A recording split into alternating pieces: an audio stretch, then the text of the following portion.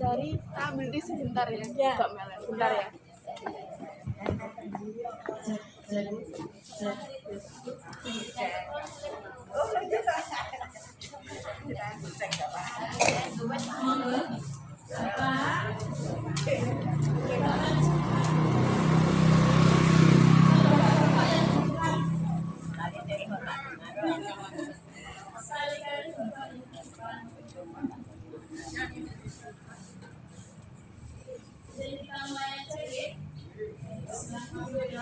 Assalamualaikum warahmatullahi wabarakatuh. Selamat pagi. Pagi. Senang sehat? Yes.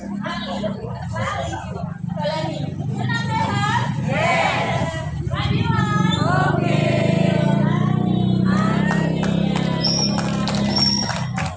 Dan semua Bapak Ibu, alhamdulillah. Bahagia. Bersyukur hari ini. Alhamdulillah bisa bertemu lagi di Senapin. Pertama deh. Pertama PNS. Sudah ambil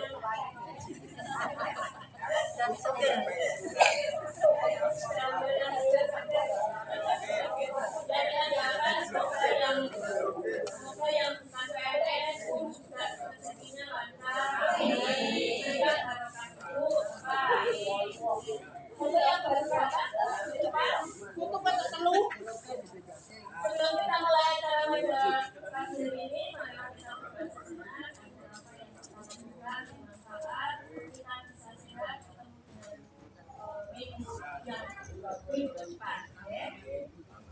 Berdoa dimulai.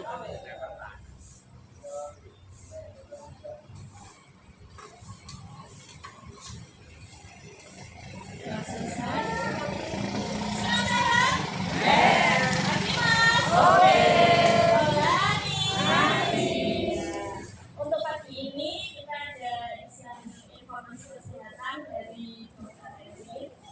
Kita ya, kalau kemarin kan dokternya datang.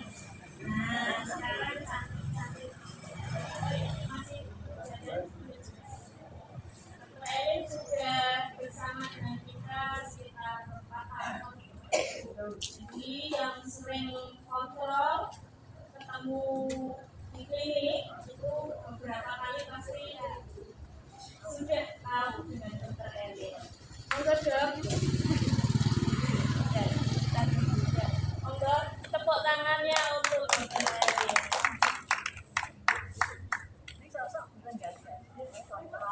Oh,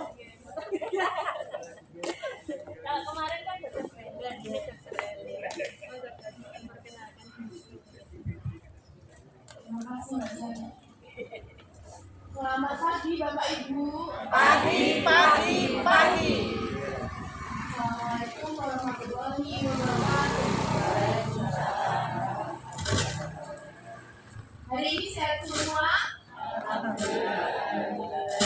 Sudah kenal saya Bapak Ibu? Biasanya pakai masker ya. Izin memperkenalkan diri ya Bapak Ibu, saya Erwin, dokter Erwin. Biasa hari Kamis dan Rabu baru Sabtu dan Jumat Sabtu sore. Hari ini saya diberi kesempatan untuk memberikan penyuluhan mengenai komplikasi diabetes mellitus. Di sini sudah tahu materinya Bapak Ibu? Sudah pernah mungkin ya? Oh, naik. Saya sudah ini. Bapak Ibu di sini disebut nopo? Kencing manis. Ini Bapak Ibu saya tanya dulu. Kontrol rutin boten? Iya. Benar? Terakhir gula darahnya yang masih di atas 200, gula darah puasa di atas 200, boleh angkat tangan dulu. Ayo. Ini alhamdulillah di bawah 200 semua. Ada yang sudah di bawah 100. Boleh ngacung ya, sudah di bawah 100 gula darah puasa.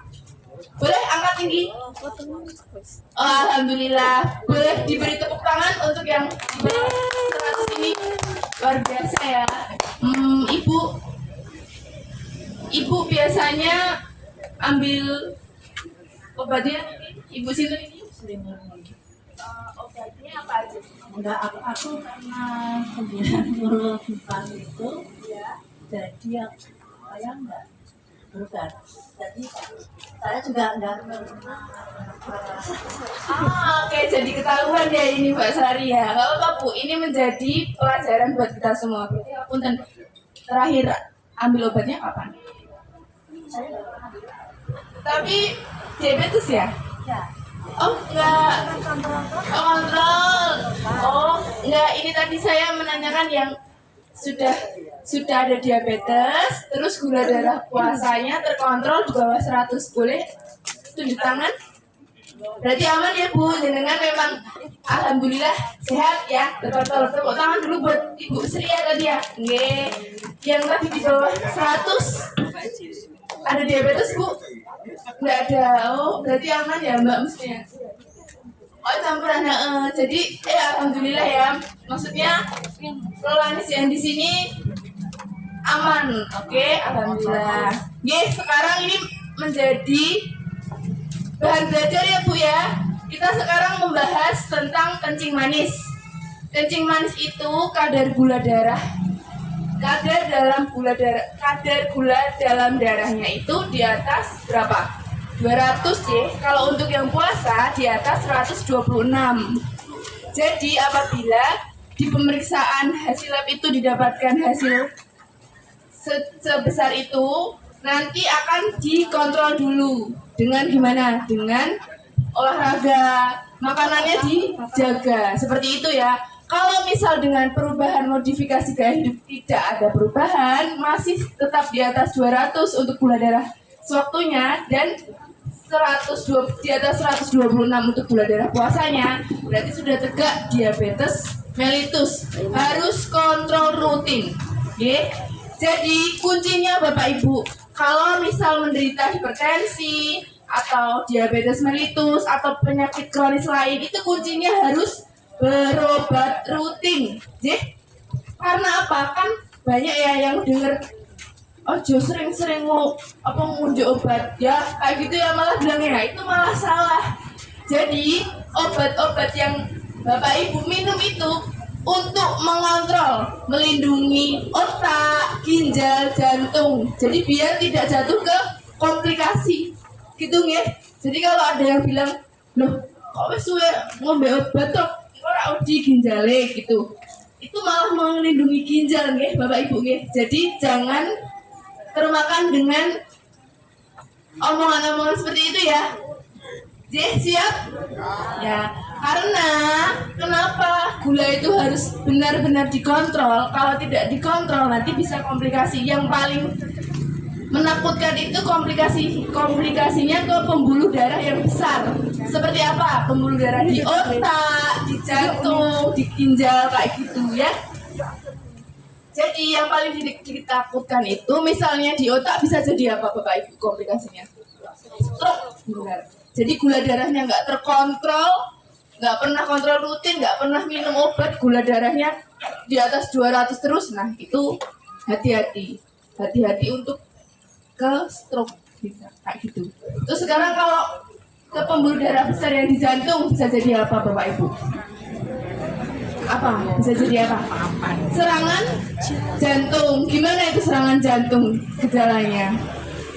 Nyeri dadanya tuh ampek banget kayak ditindih benda berat. Seperti itu ya. Jadi kalau ada tanda-tanda seperti itu langsung dibawa ke IGD. Tapi insya Allah jika gula darahnya terkontrol, Bapak Ibu minum obatnya rutin, makannya dijaga, minumnya dijaga, olahraga juga. Jangan lupa ya Bapak Ibu ya, di sini sudah rutin ya, ikut di sini ya. Nah itu sudah bagus. Itu salah satu ikhtiar Bapak Ibu untuk tetap mempertahankan itu gula darahnya bagus, tensinya bagus, seperti itu ya. Terus yang ketiga di ginjal. Yang paling ditakutkan apa Ibu? Gagal ginjal, betul. Yang paling ditakutkan lagi kalau gagal ginjal itu apa? Yang sering dengar cuci darah. Nah, banyak sekali yang gula darahnya tidak terkontrol, nggak pernah kontrol. tiba-tiba gulanya tinggi, tiba-tiba ginjalnya sudah rusak, dan tiba-tiba sudah harus cuci darah. Nah itu jangan sampai nih Bapak Ibu nih. Gitu ya. Mantap Bapak. Sekarang pembuluh darah besar sudah sebentar di mana aja? Otak jadi apa Ibu, Bapak? Oh, jantung jadi apa tadi sakitnya? Serangan jantung. Kalau di ginjal? Iya, gagal ginjal yang akhirnya cuci darah. Seperti itu ya, itu komplikasinya. Lalu, yang kedua itu komplikasi di pembuluh darah yang kecil. Seperti apa Bapak Ibu yang sering dirasakan biasanya? Buram. Nah, itu pembuluh darah kecil yang ada di mata, itu lama-lama rusak karena apa? Gula darahnya tidak terkontrol. Kalau misal Bapak Ibu yang menderita hipertensi atau gula yang lama-lama kok rasanya buram ya, padahal udah pakai kacamata kok tetap buram ya. Nah itu bisa jadi karena pembuluh darah di matanya kena. Seperti itu ya. Jadi jangan lupa untuk kita men-screening komplikasinya, jenengan juga harus rutin berkala. Misalkan ada keluhan segera buat bilang ngendiko gitu ya. Siap. Ini bapaknya nih kayak yang paling semangat ya kalau misalnya ada senam ya. Semangat, karena ada diabetes. Iya, terus apa lagi Bapak Ibu? Komplikasinya sering apa biasanya rasanya? Kesemutan ya. Ada yang sering kesemutan apa semuanya hampir kesemutan? Nah, memang jadi komplikasinya yang paling sering itu adalah kesemutan. Kalau Bapak Ibu kok saya sering kesemutan ya Dok? Nah itu karena komplikasi yang paling sering memang kesemutan gitu nggih. Jadi nggak usah panik Bapak Ibu, karena pasti kita akan memberikan tambahan vitamin untuk saraf ya. Terus gimana? Ya itu pasti Bu ada, nggak apa-apa. Oh ya betul bisa. Terus habis itu yang paling ditakutkan di pembuluh darah itu Bu, misalnya di pembuluh darah yang perifer itu kayak nanti kan yang paling ditakutkan itu tiba-tiba nggak kerasa terus kena luka, dibiarin aja. Yang paling ditakutin apa? Diamputasi. Itu ya yang paling takut. Jadi Bapak Ibu PR-nya juga sering berkala cek kakinya. Kalau ada luka kecil jangan disepelekan ya, karena itu nanti takutnya merembet dan akhirnya nggak bisa terselamatkan karena apa ya, misal pembuluh darahnya itu udah rusak dan mau nggak mau harus dioperasi, diamputasi gitu ya. Jadi selain tadi screening gula darah, terus cek kesehatan mata, cek kesehatan saraf, itu juga jangan lupa cek kakinya ya. Siap ya Bapak Ibu nggih? Ya. Jadi jenengan insya Allah ini adalah prolanis yang sehat ya. Pokoknya tetap harus ikhtiar, nggak apa-apa minum obat terus, nggak apa-apa harus kontrol per bulan terus, nggak apa-apa harus ditusuk buat cek lab, buat dicek gulanya. Yang penting jenengan semua tahu ya, biar semuanya bisa terkontrol, nggak jatuh ke komplikasi yang menakutkan seperti tadi. Mungkin cukup dari saya. Monggo yang ada pertanyaan langsung aja. Jadi biar enak kalau ada pertanyaan kan malah lebih. Monggo Ibu, namanya Ibu siapa?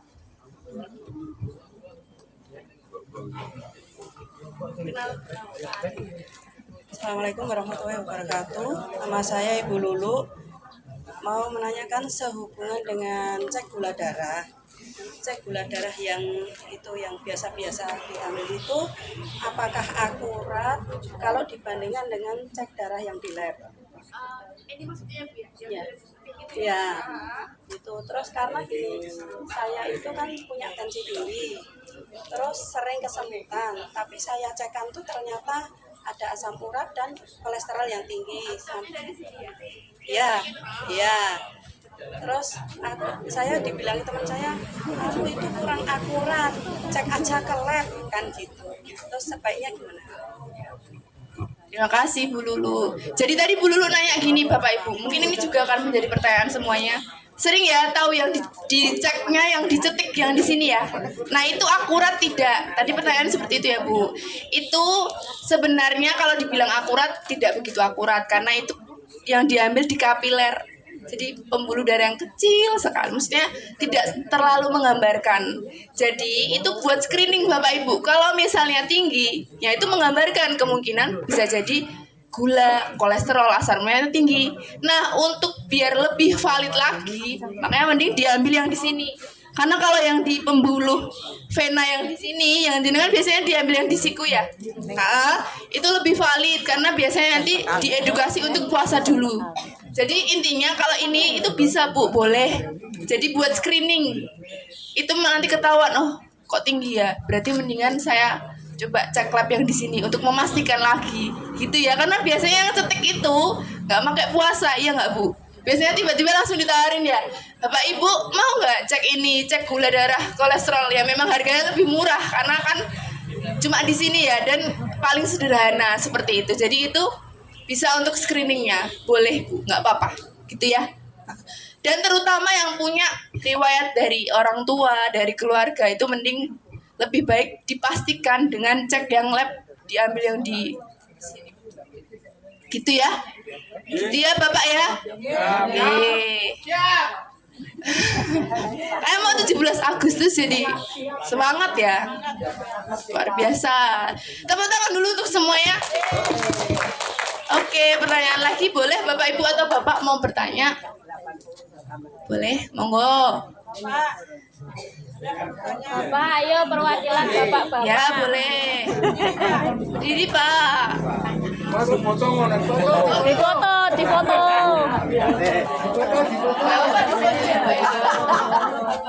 Ya, terima kasih Dok. Assalamualaikum warahmatullahi wabarakatuh. Ini emang di tempat-tempat kelurahan di desa maupun di kader itu emang banyak tes yang pakai ini. Kemudian tensinya pakai ini Dok. Kadang-kadang tesnya ada yang pakai ini lah. Ini kadang-kadang berbeda. Itu permasalahan apa Dok?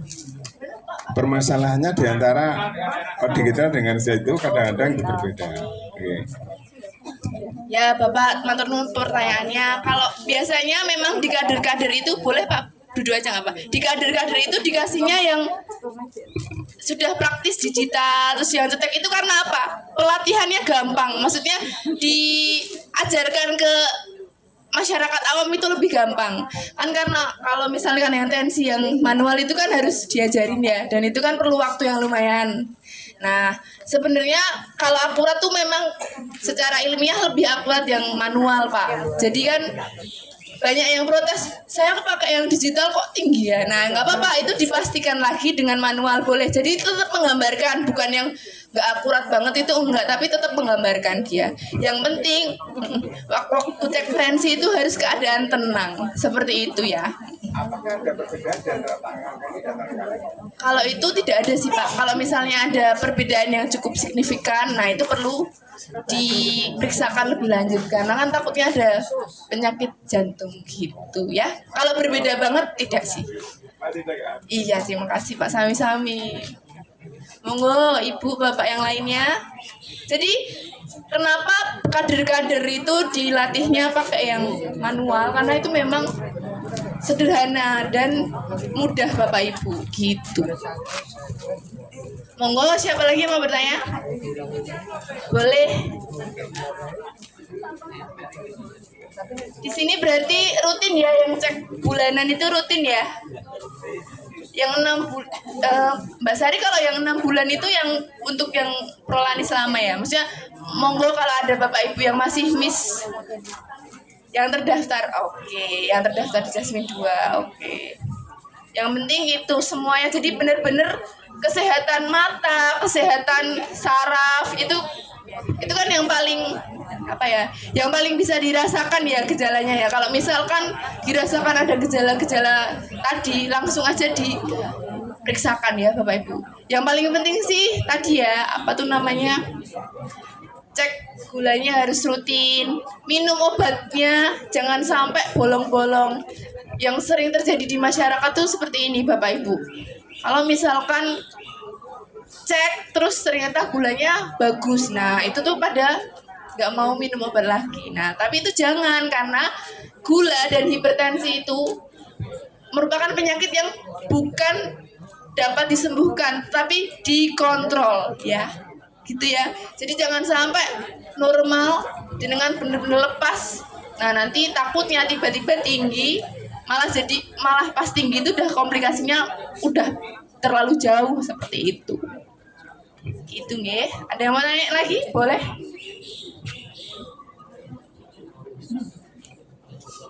Sudah sarapan semua? Oh, belum. Oh, iya. Kenapa Ibu? Kayaknya lesu gitu. Nanti habis ini senam ya Mbak ya? Oh, jadi harus. Oh, udah ya, aman ya. Nanti pokoknya jangan lupa sering dicek ya Bu ya. Maksudnya cek bulanan itu PR-nya jenengan, dan PR paling besar itu selain minum obat apa? Olahraga ya. Gitu. Baik, terima kasih Bapak Ibu untuk waktunya. Kalau ada salah saya mohon dimaafkan. Dan untuk pertanyaan-pertanyaan misalkan sedang periksa itu boleh tanya aja gitu ya. Wassalamualaikum warahmatullahi wabarakatuh. Manis. Ya, terima kasih Dokter Elin atas informasi kesehatannya, sangat bermanfaat. Semoga kita terhindar dari komplikasi yang mungkin bisa terjadi apabila tidak minum obat, nih. Jadi semua yang di sini yang mempunyai obat rutin itu diambil setiap bulan, kontrol setiap bulan, nggih. Walaupun aku ngerasane kok sehat-sehat wae, hasil labnya ya bagus di bawah 100, tetapi memang harus setiap bulan, apalagi di umur-umur yang remaja seperti ini. Nah, jangan lupa setiap bulan kontrol, monggo. Selain kontrol setiap bulan itu ada cek 6 bulanan, cek lab. Kalau di klinik di Jasmine 2 kan sudah ada programnya. Pokoknya setiap 6 bulan itu dilakukan cek dari BPJS gratis. Ada 8 item. Monggo dimanfaatkan, nggih. Yang belum merasa belum lab tahunan sinten nggih? Sudah dipakai? Kalau programnya Puskesmas kan cek kesehatan gratis dari Prabowo. Oh, nggih. Lah itu kalau Ibu terdaftar di klinik itu kan bisa lab bulanan. Nggih, jadi karena sudah ikut ini senam yang setiap minggu ini, jadi nanti programnya setiap 6 bulan bisa lab tahunan namanya. Itu gratis dari BPJS. Monggo silahkan dimanfaatkan. Dan bagi yang mungkin tidak Vaskes Jasmine 2, ya berarti ditanyakan ke puskesmasnya. Nggih. Kalau ndak ya pindah ke Jasmine 2 bisa. Oke, bisa lewat aplikasi namanya JKN Mobile. Gampang kok itu, Bu. Gampang. Kalau sudah ada aplikasi di HP-nya. Nah, kalau HP-nya belum ada ya kita bantu. Ngaten nggih? Ya, sampun itu saja. Terima kasih Dokter Elin. Semoga kita semakin tercerahkan dengan adanya informasi hari ini. Apabila nanti ada keluhan silahkan bisa ke klinik Jasmine 2. Ini kita mulai senam aja nggih. Monggo berdiri, siap-siap senam. Untuk bapak-bapak saya dibantu nata kursi nggih Pak nggih.